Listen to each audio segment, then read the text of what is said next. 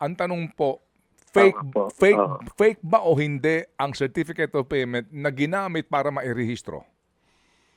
So, ano pong investigation? Puro fake po yung labing Dali, tatlo. nagchachapi po kayo, Com. Medyo nagpuputol-putol. Pakiulit po, Com. Tama po kayo. Sa aming investigasyon, yung 13 po, peki po yun. Ibig sabihin, spurious po yun. Kaya nga, Manong Ted, ngayong umaga naman po, 10:30, meron po kaming magiging formal agreement ng bagong talagang LTO, si Asik Lacanilao, Mm-mm. upang pagtulungan namin naman po doon sa bahagi naman po nila. Mm-mm.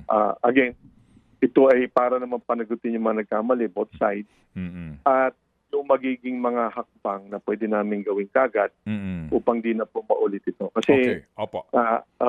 ganun po yung aming Sige. hakbang po. Okay, sige po. So, doon po sa pito, maliwanag po yon, klaro, confirmed na po na fake yung certificate of payment na ginamit para mairehistro. 13 po ito.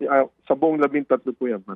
Mga kapatid, brothers and sisters, saan ka pa? Dito na tayo sa totoo.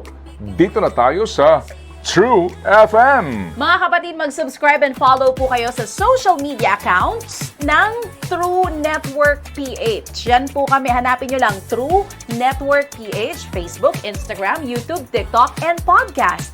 Mapa Apple or Spotify man yan, mahahanap nyo kami. Lahat ng mga napapanood at napapakinggan nyo po sa programa, nasa social media accounts namin yan. So, paano mga kapatid? See you sa social media!